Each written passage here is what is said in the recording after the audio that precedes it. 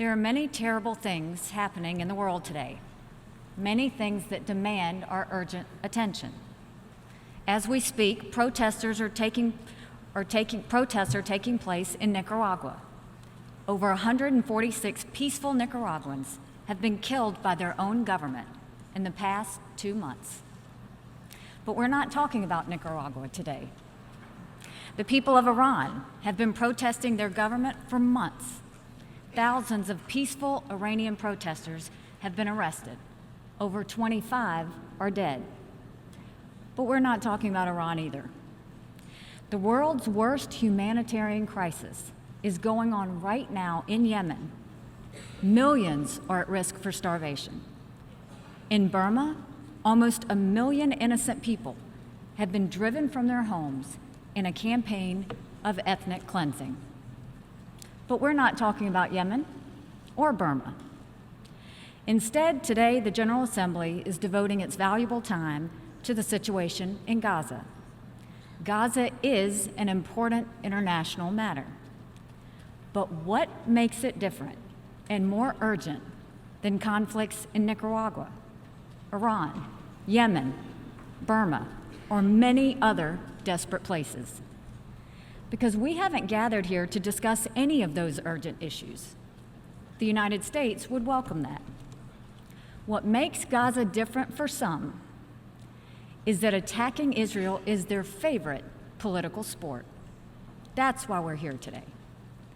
The nature of this resolution clearly demonstrates that politics is driving the day.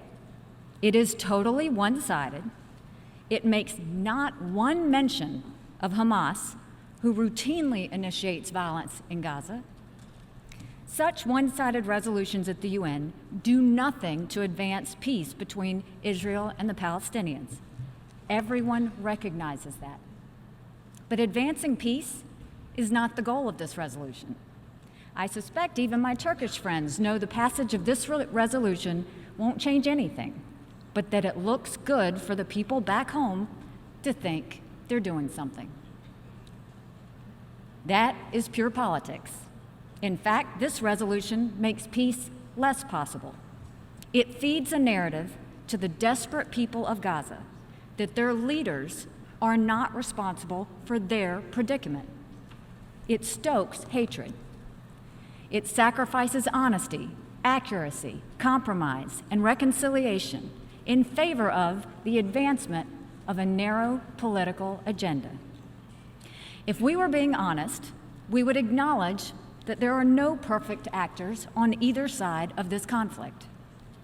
But it does no one any good to pretend that all the blame lies on one side. I wish everyone supporting this one-sided resolution would put as much energy into encouraging President Abbas to come to the negotiating table as you do to falsely imply to your people back home that you're doing something. Israel withdrew completely from Gaza in 2005.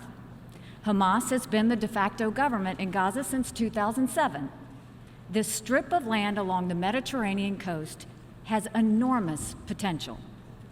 And yet, after 11 years of Hamas rule, Gaza has electricity for only a few hours a day. It has enormous unemployment and poverty. It is a haven for terrorist activity. At what point will the UN actually hold accountable those who are in charge of Gaza and running it into the ground? Instead, this resolution holds Hamas completely unaccountable for most of the recent unrest. It blames everything on Israel, but the facts tell a different story. It is Hamas and its allies that have fired over 100 rockets into Israel in the past month, hoping to cause death to as many civilians and as much destruction as possible. It is Hamas that has used Palestinian civilians as human shields at the boundary fence, seeking to incite violence and overrun the border. It is Hamas that refuses to cooperate with the Palestinian Authority to unite in the pursuit of peace. It is Hamas that calls for the destruction of the state of Israel within any borders. And yet, the resolution before us not only fails to blame Hamas for these actions, it fails to even mention Hamas. This is the dangerous, counterproductive decision the General Assembly is about to take. But there is still a chance for this body to try and right this wrong. We still have the opportunity to salvage something honest from this discussion. The United States is offering an amendment that provides a small step in the direction of balance. Our amendment rightly condemns Hamas's indiscriminate firing of rockets into Israeli civilian communities.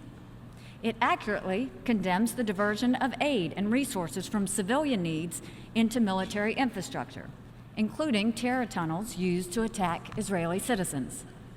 It justly expresses our grave concerns about damage done to border crossings that are hindering the delivery of desperately needed food and fuel to the people of Gaza. This is a modest amendment that reflects the minimum truth of what is going on in Gaza. It is the least that any self-respecting international organization or nation can do for the cause of peace. To those who are unsure about how to vote, I ask, what part of our amendment is objectionable? Is it objectionable to condemn Hamas for firing the rockets at civilians? Is it objectionable to condemn the diversion of resources from civilians to military uses? Or is it objectionable to express concern about the destruction of border crossings that deliver life-saving supplies? Today's choice for the General Assembly is simple.